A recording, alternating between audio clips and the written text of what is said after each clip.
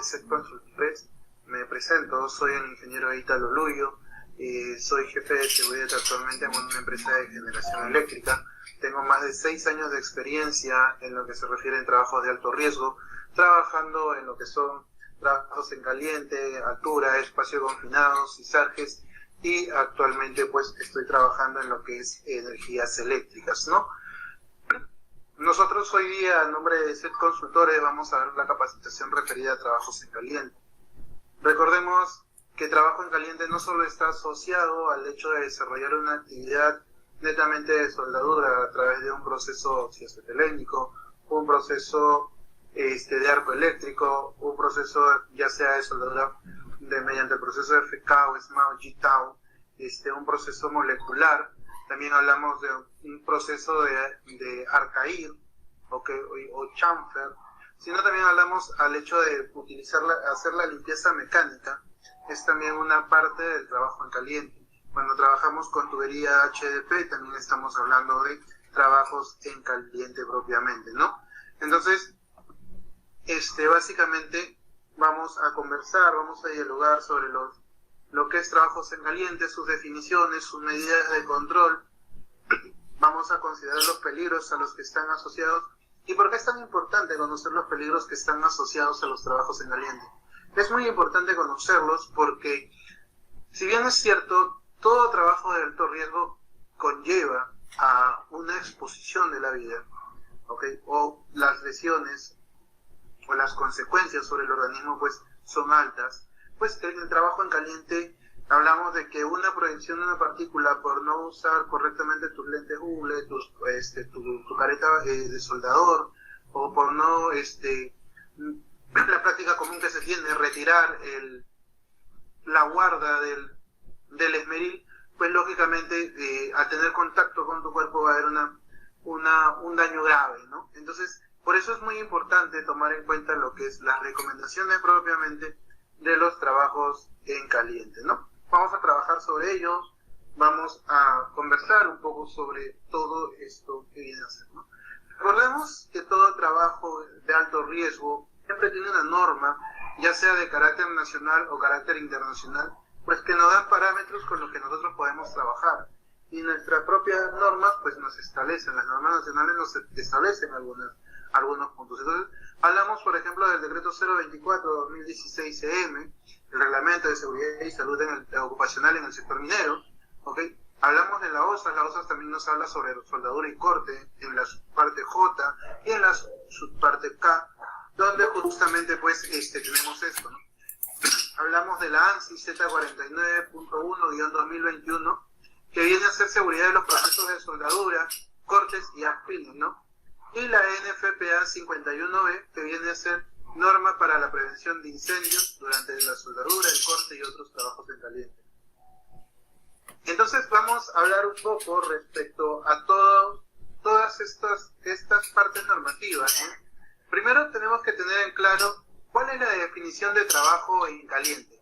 Trabajo en caliente es aquel que involucra la presencia de llama abierta generada por trabajos ya sea de soldadura, chispa de corte, esmerilado y otros afines como fuente de ignición en áreas de riesgo de incendio, ¿no? Es la definición que nos da el Decreto Supremo 024/2016-EM, ¿no? Sin embargo, nosotros, por ejemplo, no tenemos dentro de la ANSI, pues, trabajos de soldadura y nos habla, dentro de la ANSI, por ejemplo, nos habla de las recomendaciones que debemos de tener para los EPPs, la clasificación de los vidrios que tenemos que usar a la hora de realizar nuestro trabajo en caliente, ¿no? Entonces, pero básicamente esta es la definición en la que tenemos de nuestra legislación nacional, ¿no? Trabajo en caliente involucra la presencia de llama abierta generada por trabajo de soldadura, pero que generen algún tipo de chispa o generen algún tipo de ignición. No siempre un trabajo en caliente va a estar asociado a un trabajo metalmecánica. Por ejemplo, vuelvo a repetir, el tema de la unión de juntas de una tubería HDP, pues ahí estamos hablando también de un trabajo en caliente. Entonces también hay que tomar en consideración esa parte propiamente. Vamos a analizar un poco los riesgos a los que nos exponemos, pues justamente por trabajar, por ejemplo, con equipos oxiacetiléticos, ¿no? ¿Qué es los riesgos que vamos a encontrar dentro del desarrollo de este tipo de trabajo de soldadura? La primera es la fuga de gas combustible con el riesgo de un incendio, ¿no? Explosión o incendio por retroceso de llama en el soplete, asfixia por soplamiento del aire por gases inertes o atrapamiento por manipulación de botellas, ¿no? Son riesgos que están siempre asociados a este tipo de trabajos con soldadura oxiacetilénica. Sin embargo, con cada una de ellas, nosotros vamos a hablar qué medidas de control podemos aplicar. Ejemplo, para la fuga de gas combustible, todos dicen, no, hay que inspeccionarlo, hay que inspeccionar las mangueras del oxígeno, del acetileno, que no estén desgastados, que no sufran desgastes, que no estén expuestos al sol, etcétera, etcétera. O correcto, todo tiene razón. Pero ¿cómo determinas una fuga? Yo en la práctica, cuando he trabajado en el sector metalmecánico, ¿cómo he llegado a detectar esta fuga? Pues disolviendo agua jabonosa y pues echando sobre la manguera.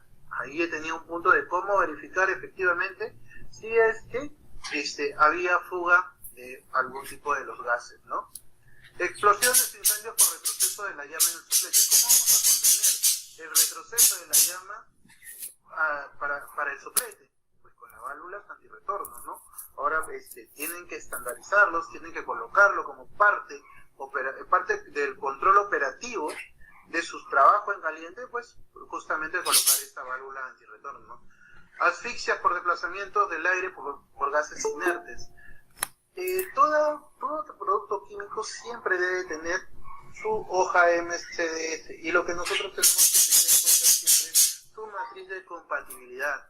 Dentro de la MCDS nos va a decir cuáles son las restricciones que debo de tener yo para poder desarrollar el traslado del mismo, el almacenamiento del mismo producto químico.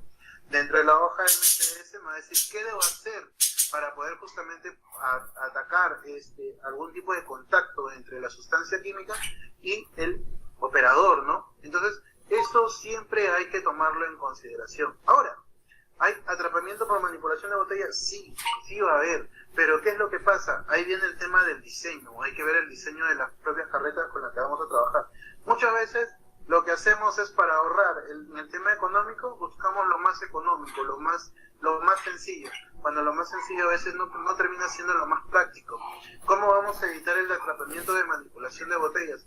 Capacitando, induciendo, adiestrando al personal sobre la manera correcta de levantamiento de cargas, la manera correcta de desarrollar sus trabajos que tienen en su día a día, ¿no? De ahí vienen los riesgos por la utilización de la máquina y equipo, ¿no? Cuando hablamos, siempre asocian el trabajo en caliente de soldadura. Bueno, vamos a hablar un poco al respecto, ¿no? ¿Cuáles son los riesgos por trabajar con un arco eléctrico? Contacto eléctrico directo con los elementos, ya sea los cables, electrodos, fuentes de alimentación, etcétera, ¿no? Muchas veces, a cada rato decimos, pero usen su checklist, trabajen a través de su checklist. Pero muchos tienen la costumbre de llenarlo ya por día a día, de rutina. ¿Qué es lo que tienen que hacer los supervisores, tanto operativos de seguridad? Verificar, constatar que efectivamente se haya llevado una práctica correcta del llenado de la herramienta de gestión, como viene a ser el preuso o el checklist diario. No solamente es verificarlo, consultarlo. Oye, Juanito, ¿verificaste el estado de tu tomatierra? Sí. Portaelectrodo también. Sin embargo, el portaelectrodo ya está roto. Entonces, ya sabes que cámbialo, y este checklist no vale porque simplemente no has inspeccionado adecuadamente tu trabajo. La actividad que vas a realizar, el equipo que vas a utilizar, no cumple con las características para poder desarrollar este trabajo, ¿no? Contacto eléctrico directo por fallo en el aislamiento de los componentes eléctricos. Entonces, esta es una parte muy importante, ¿no? El cable a tierra. Es muy importante que siempre esté lo más cerca posible al punto de contacto, justamente del portaelectrodo, ¿no? Contacto con partes móviles, proyección de discos por rotura. Eso es muy importante. ¿Qué es lo que pasa? Cuando hablamos de proyección de discos por rotura, nosotros tenemos la costumbre, estoy trabajando con un esmeril de 9 y como no tengo discos, pues uso el de 7. Pero si tú te das cuenta en las características del disco y del producto, ¿ok? Pues simplemente disco tiene cierta revolución con la que trabaja, estoy hablando del disco de 7, y el esmeril de 9 tiene otra revolución con la que trabaja. Entonces, ¿qué es lo que va a pasar? Pues como el disco no está diseñado para esas características de revoluciones, pues simplemente va a tender a fracturarse. Y ahí es donde viene la conocida proyección de partículas por disco, por ruptura de disco. Entonces, hay que saber utilizar cada una de las partes, ¿ok? Los elementos que componen una herramienta para desarrollar su actividad. Y eso también es parte de la supervisión. Recordemos o tomemos en consideración que a la hora que hablamos, cuando llega a suceder un evento, pues dentro de la investigación de accidentes, dentro de los factores personales, dentro de los factores de trabajo, viene el tema de la supervisión inadecuada. Y esto está asociado directamente, ¿no? El hecho de que ya yo indiqué mi trabajo que van a hacer en el día y que la gente vaya y la haga, ya lo necesito el avance del 25% hoy día, si no, simplemente doy como meta no cumplida y voy a tener que exigirles al personal que quede más. Que como sea, lo haya. Ingeniero, no hay disco no hay disco para el esmeril de 9, métele el de 7. No, evitemos esa mala costumbre, aprendamos a trabajar de una manera planificada, nuestros trabajos proyectémoslo propiamente. Hay cursos donde se desarrolla justamente esto de planificación del trabajo, ¿no? Donde nos enseñan un montón de pasos que debemos de tener, nuestra entrada, nuestro desarrollo de la actividad y nuestra salida, para poder justamente desarrollar una actividad propicia y adecuada, donde se mantenga, uno, la seguridad, que es muy importante, porque así tú terminas tu proyecto y has tenido un accidente grave, pues ese trabajo no ha servido, porque costó la vida o la integridad de una persona.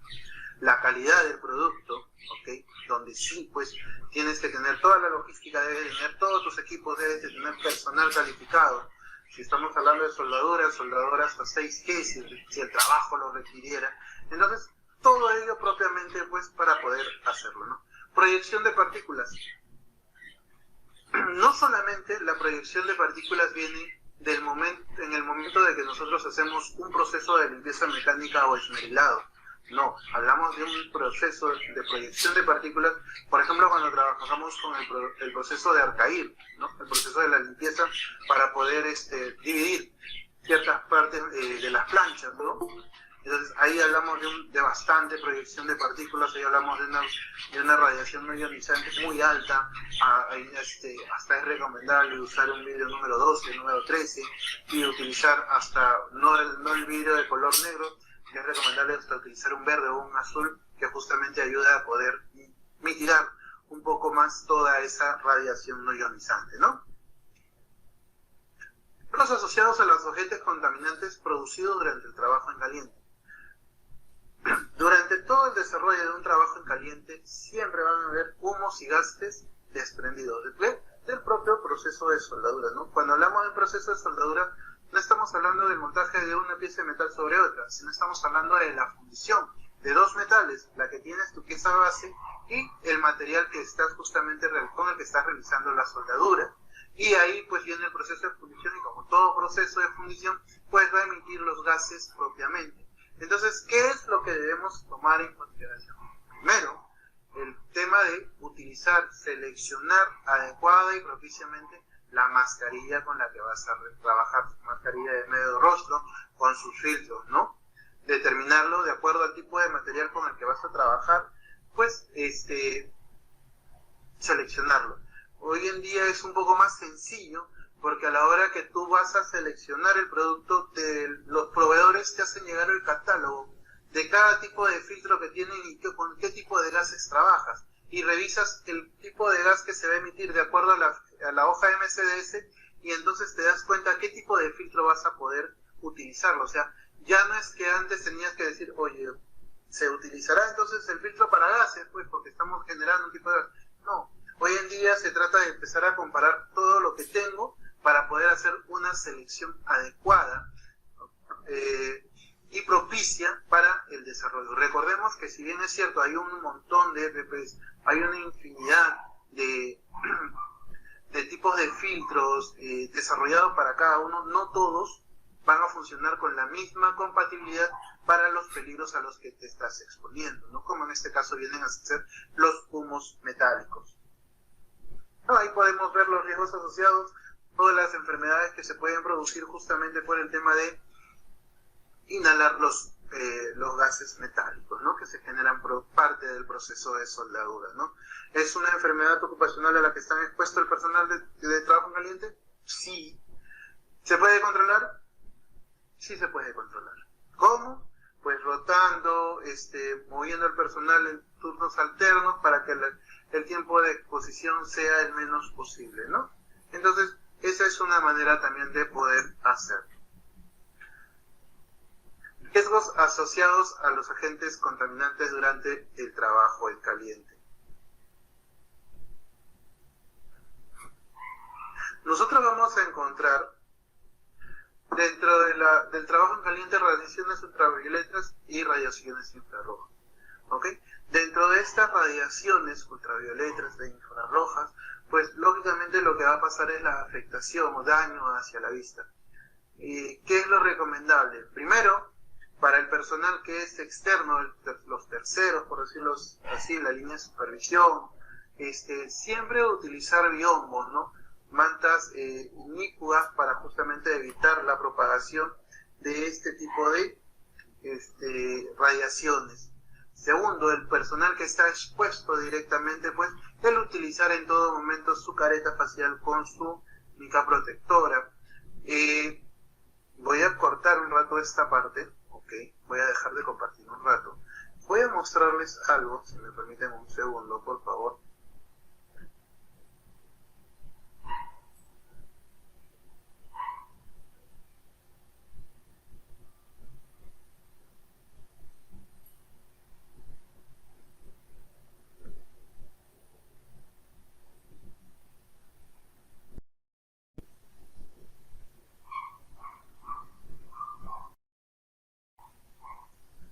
Lo que quiero mostrarles es un catálogo que tengo, justamente, no es muy grande, es una norma asociada justamente a los trabajos en caliente, donde nos dan detalles sobre lo que son las mantas ignífugas, ¿no?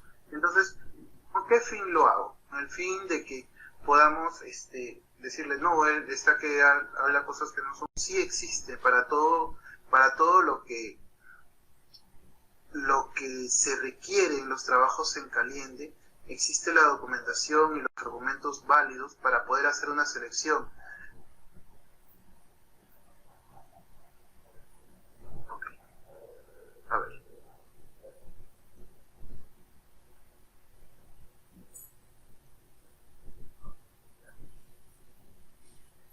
Ya, aquí está, ya la encontré.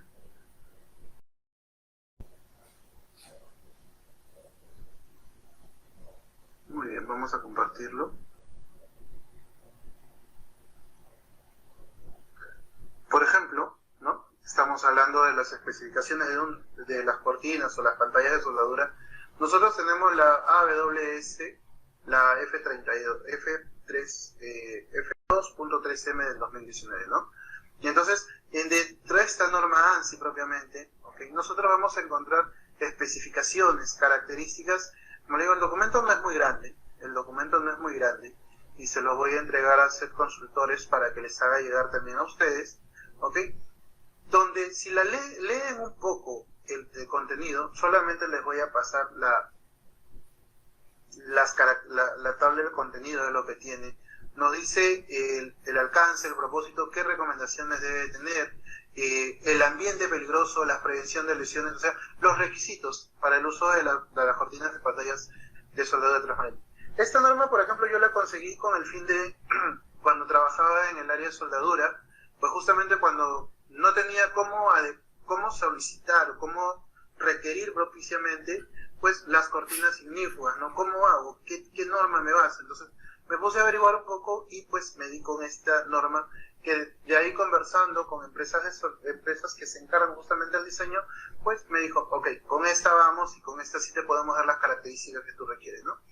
Entonces, ustedes van a encontrar todo lo que se requiera para poder trabajar con esta pequeña norma. Es pequeña, como le digo, pero es muy práctica para poder desarrollarla, ¿no? Y también les comparto, que también se lo voy a hacer llegar a ser consultores, el tema de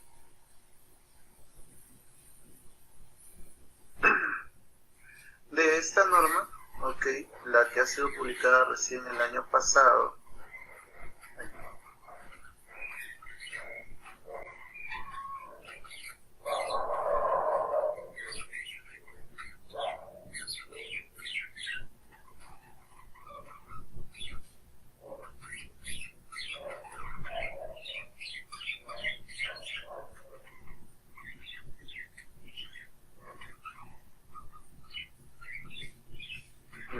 Y también les voy a compartir a través de ser consultores el tema de esta norma, ¿no? La ANSI Z49 de 2021 es la norma, la última que acaba de salir el año pasado, justamente para lo que son trabajos de soldadura, ¿no? Todo esto se lo voy a pasar para que ustedes puedan revisarlo, puedan leerlo. Habla mucho sobre el tema de los CPTs, habla mucho sobre las condiciones en las que debe trabajar, habla sobre las distancias de seguridad. O sea, es una norma completa, igual que la anterior, solamente que algunas definiciones, algunas terminologías las han cambiado con el fin de mejorar un poco los controles propiamente dentro de la gestión de riesgo.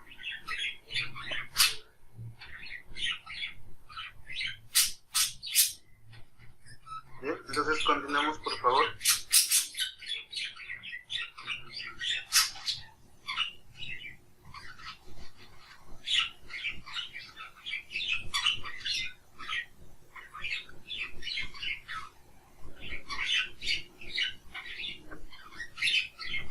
Un riesgo muy importante cuando hablamos de trabajos en caliente es justamente el tema de la exposición al ruido, ¿no?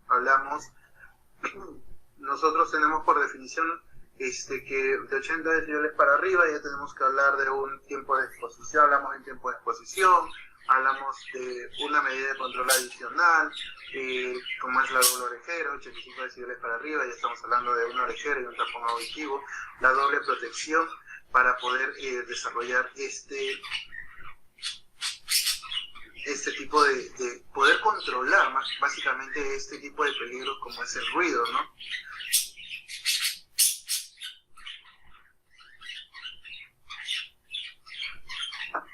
Entonces, nosotros debemos hacer un constante seguimiento, monitoreo, a través de un monitoreo ocupacional, a través de un dosímetro para determinar los niveles de exposición a lo que tenemos a nuestro personal.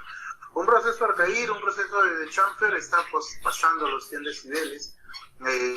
Yo me acuerdo que cuando trabajaba en este sector, pues hice un monitoreo justamente ocupacional de los ruidos a los que se exponía mi personal y no bajaban de 80 decibeles. Todos los trabajos asociados al trabajo en caliente, pues no bajaban a ello. Entonces, ¿qué es lo que tuvimos que hacer? Pues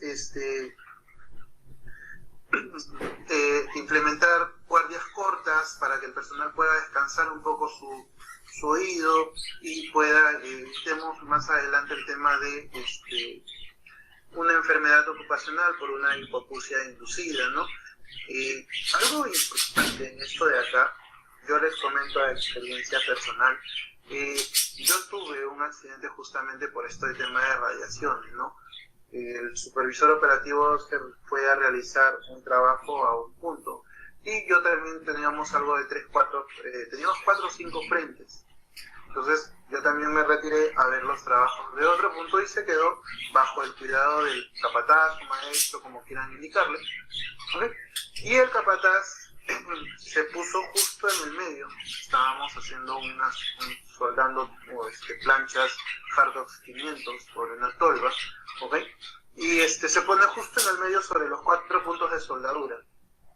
Lógicamente, como era de esperarse, pues el señor tuvo un problema en la vista, no pudo ver ese día, sentía que la vista le fallaba y todo lo demás. Ahora la pregunta es, ¿qué hacía él si el trabajo de él era supervisar todo desde afuera?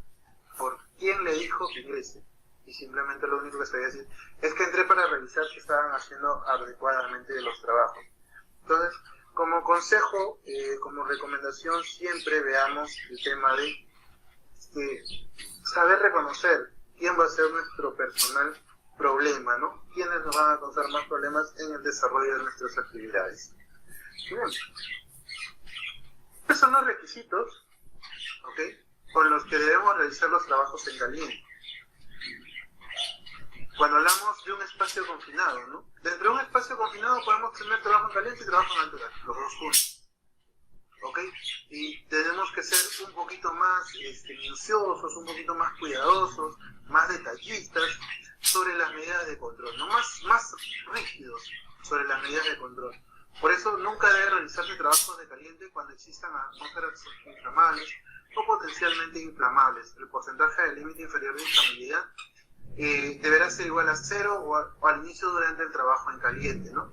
Hay que hacer una medición constante de todos los gases que se están emitiendo dentro de ese espacio confinado para tener un control, ¿no? Si vemos que sube el nivel de concentración de los gases, entonces habrá que retirar al personal y propiamente esperar a través de un extractor que la atmósfera vuelva a ser la indicada para poder realizar el trabajo en caliente, ¿no?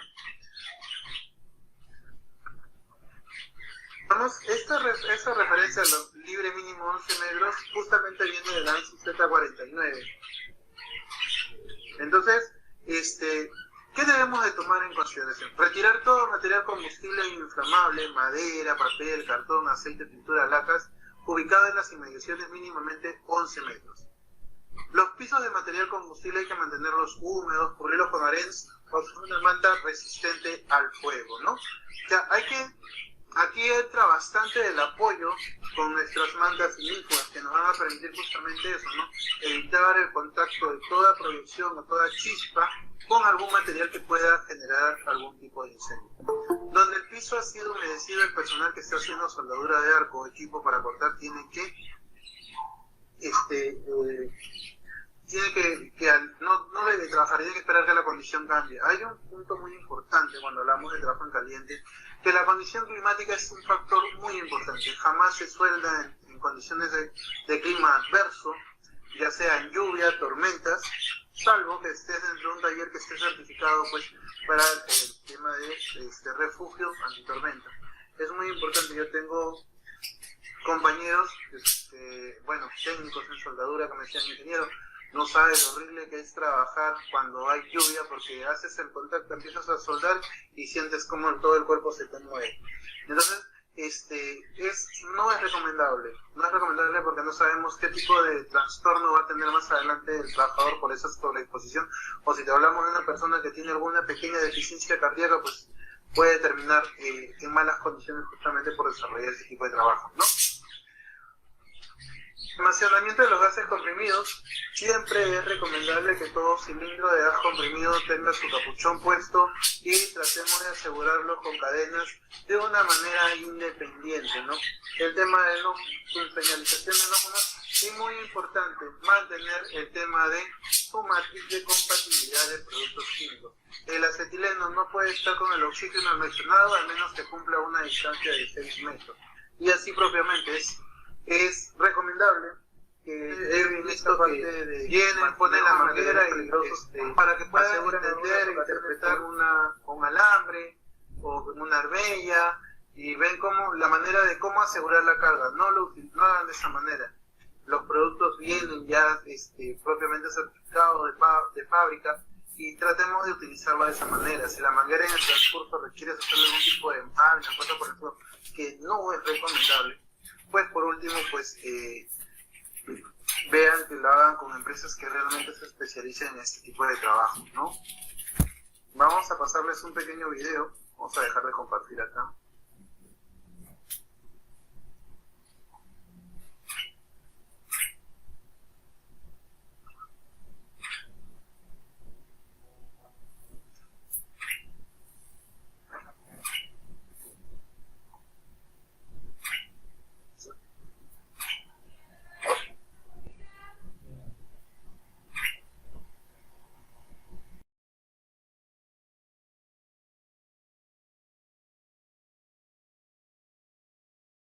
Controlar los peligros que generan los trabajos en caliente.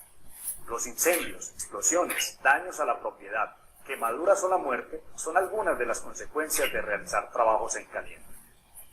Los trabajos en caliente son aquellos que implican la utilización de llamas abiertas, de elementos que liberan calor o producen material incandescente, como chispas. Algunas de las principales actividades son: primero, corte y soldadura. Segundo, trabajos con llama abierta. 0. Afilado o amolado.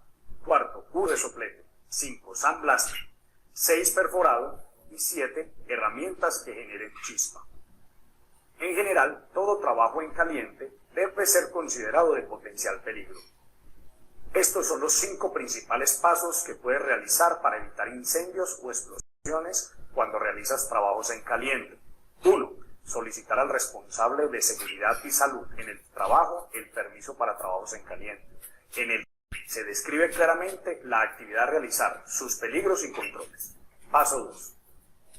Verificar y llevar los elementos de protección que requieras, como protección visual, facial y respiratoria, guantes, delantal, extintores portátiles y polainas en carnaza. Paso 3. Despejar y limpiar materiales combustibles e inflamables. Las áreas donde se van a realizar los trabajos deben estar completamente despejados. Si por alguna razón no es posible, en su defecto debes cubrir los lugares vulnerables con mantas resistentes al fuego y designar a un guardia de incendio o duración de la tarea. Paso 4. Cubrir y proteger aberturas y grietas. Todas las aberturas y grietas en paredes, pisos o ductos como drenajes o similares que puedan convertirse en un camino para transportar material incandescente, chispas, calor o llamas deben ser cubiertos con el material apropiado para ello, o purgando las tuberías y drenajes con aire o nitrógeno para inertizarlas. Paso 5. Verificar y preparar los sistemas de detección, alarma y control. Todos los sistemas de detección, alarma y control contra incendios, como los sensores de humo y llama, deben estar encendidos y funcionando. Sin embargo, en el área específica donde se va a realizar el trabajo en caliente se puede cubrir o tapar temporalmente para evitar falsas alarmas y activación accidental de rociadores. Finalizando el trabajo deben volver a su configuración inicial. Si hay red contra incendios, extender mangueras y llevarlas cerca del lugar de trabajo. No cargarlas con agua, pero sí dejar a un representante de la brigada que pueda abrir el hidrante. Recuerda, puedes evitar incendios o explosiones cuando realizas trabajos en caliente. 1. Solicitando permiso de trabajo. 2. Usando los elementos de protección requeridos. 3. Despejando y limpiando las áreas de trabajo. 4. Cubriendo y protegiendo aberturas y grietas. 5. Verificando los sistemas de detección, alarma y control. 6. Realizando las evaluaciones necesarias para conocer el límite inferior de explosión. En ARL Sura, el cuidado y bienestar de tus trabajadores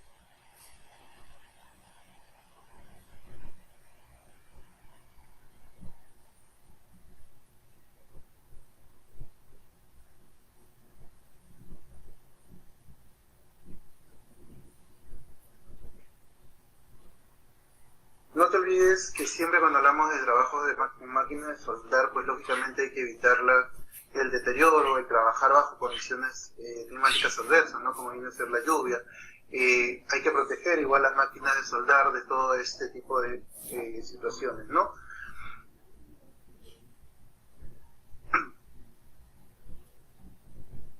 No soldar cerca a materiales, combustibles inflamables no protegidos. O lo proteges o lo aíslas. Si tienes recordemos que entre la jerarquía de control del hipercelo, lo ideal es eliminarlo. Y si yo puedo mover el material combustible hacia otro punto, entonces estoy eliminando el peligro. Entonces estoy evitando que justamente se materialice algún tipo de accidentes. Cuando el área de soldadura contiene gases, vapores o polvos, es necesario una ventilación adecuada. No olvidemos esto, ¿no? Siempre la ventilación es muy importante dentro del tema de trabajos en caliente, justamente para evitar el tema de inhalación de gases o humos, ¿no?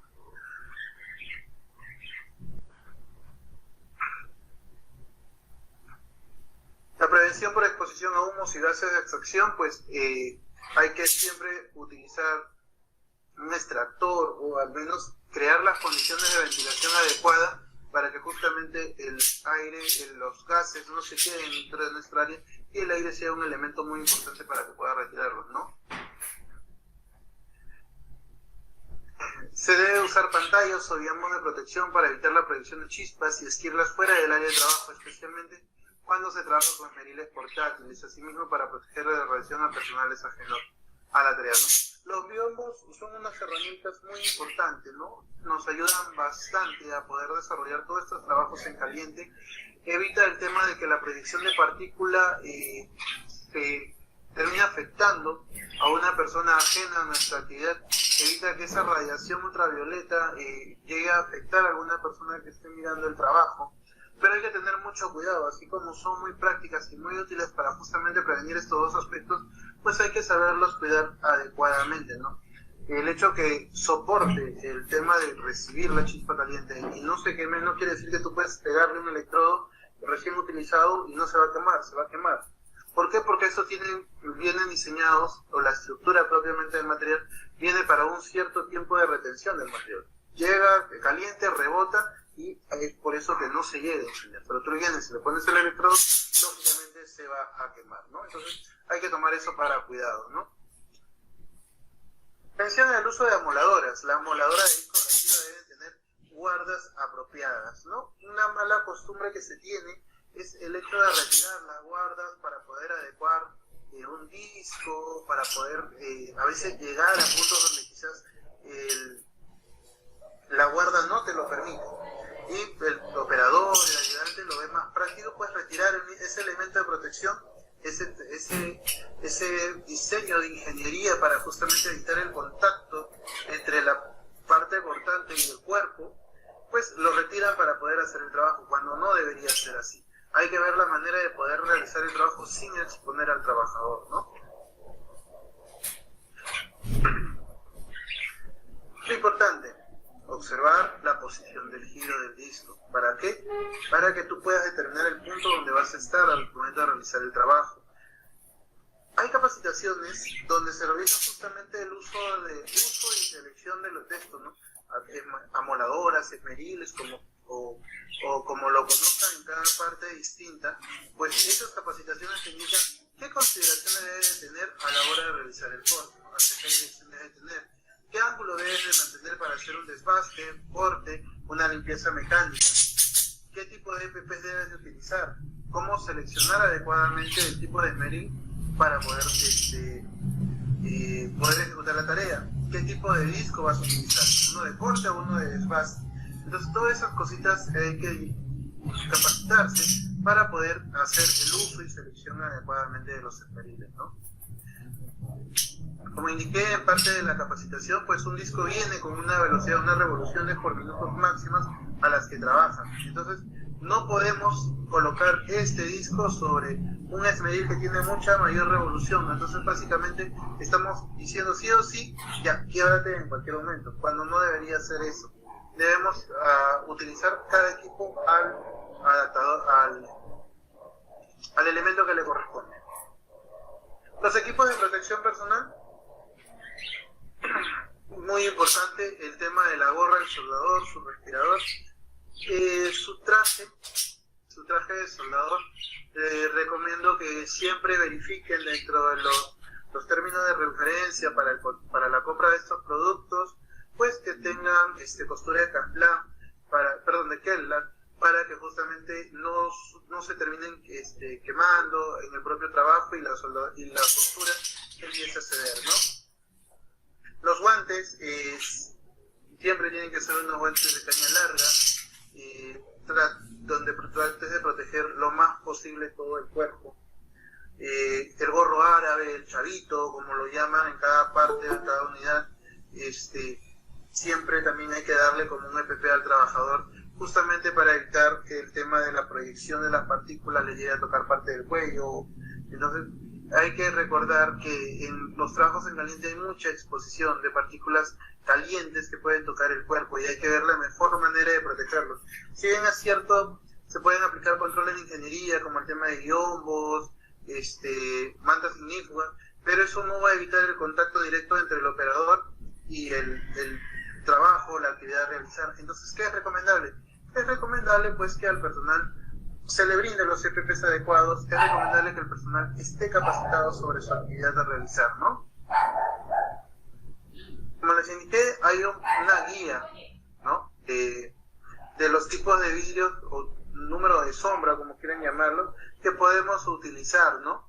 Pero generalmente nosotros trabajamos en 10, 12, 14, pero si ustedes se ponen a leerlo un poquito, te va a dar los detalles con los que vas a trabajar propiamente para cada tipo de soldadura, ¿no? Para un proceso SMAO te dice, ¿no? Cuando trabajas a menos de 3/32 o 2.4 milímetros, pues tienes que trabajar con menos de 60 amperios, pues que tienes que trabajar con un vidrio número 7, ¿no? O una sombra número 7. Entonces, hay que saber leerlo e interpretarlo adecuadamente para seleccionarlo. ¿Qué es lo que pasa? Muchas veces utilizan el mismo tipo de vidrio número 10, número 11 en los trabajos de soldadura, pero lo mandas a hacer un trabajo con chamfer o arcaín, y ahí estamos hablando de una mayor emisión de radiación ultravioleta, y lógicamente pues debe de cambiar el número de mica o protector para que sea más adecuado y no termine afectando a la vista, ¿no? Pues eso también está incluido dentro de la capacitación, es material que se les va a hacer llegar, ¿ok? ¿Cómo seleccionar el respirador? Como lo mencioné, hoy en día el mercado es muy amplio, ¿no? El respirador lo tienes para humos, para polvos, ¿ok? Para gases o vapores orgánicos. ¿Qué es lo que tienes que empezar a ver? Tu hoja MCDS justamente con el catálogo del producto y con ello determina, ¿no? Y si en caso tienes dudas, hasta los propios proveedores te dan asesoría, ¿no? Te ayudan a determinar qué producto es el más adecuado para el tipo de trabajo que vas a realizar. Entonces con eso ya tú puedes definir los parámetros con los que vas a trabajar propiamente dentro de la selección. Es muy importante el tema del respirador, es muy importante que el personal sepa utilizarlo adecuadamente, sepa colocarlo adecuadamente, sepa verificar si los filtros siguen teniendo vida útil o ya cumplieron su vida útil, en la manera correcta en la que deben de hacerle el mantenimiento. Ya estos respiradores vienen hasta con partes intercambiables, no se malogró la parte de adelante, te venden ese repuesto para que lo cambies. Entonces es mucho más dinámico el tema de la limpieza, el tema del cuidado. Otro punto adicional, el tema del almacenamiento, hay que verificar que el personal lo sepa almacenar adecuada y propiciamente, ¿no? ¿Cuáles son las responsabilidades de uno como trabajador? Primero, identificar y conocer la ubicación de las alarmas de incendio, teléfonos o dispositivos de conocer su procedimiento de atención ante emergencia, ¿no? Asegurar que el área esté libre de peligro de incendio, retirar todo material que pueda generar algún tipo de incendio, los materiales, los hidrocarburos, retirarlos, ¿ok? Inspeccionar su equipo antes de ejecutar el trabajo, es parte de sus responsabilidades. Estar capacitado en el uso y manejo de los extintores y manejo de primeros auxilios, ¿no? Y ante cualquier evento notificar al supervisor responsable del trabajo que se está realizando, ¿no? Entonces son parte de las responsabilidades que tiene. Existe una parte muy importante de estos trabajos en caliente, como viene a ser el vigía o el observador de fuego, ¿no? Que es también, es una persona la que está pendiente a dónde están los puntos de alarmas, cuáles son las rutas de evacuación, está pendiente del trabajo que realiza el operador, inspecciona el área antes y después de la ejecución de cualquier trabajo, verificar las condiciones en las que se van a realizar la misma, retirar o proteger los aceites, y realiza un control dentro de un radio de 11 metros mínimamente, verificando los 360 grados, ¿no? Que vea que efectivamente no hay ninguna chispa que esté yendo y pueda generar algún tipo de incendio, ¿no? Como supervisor, verificar las herramientas de gestión, ¿no? Que se cumpla todo lo que esté indicado en el procedimiento, inspeccionar el área de trabajo, las herramientas, las condiciones propiamente, ¿no? Identificar los peligros de incendio, verificar, como dije, completar los permisos de trabajo de caliente, darle una firma para que quede validado, pero ¿qué es lo que se recomienda? Que se verifique que la herramienta de gestión, como en este caso viene a ser el permiso para trabajos en calientes, haya sido llenado adecuadamente, ¿no? Por mi parte, les voy a pasar un segundo video. Con esto daríamos por acabada esta capacitación, al menos que tuvieran algún tipo de consulta.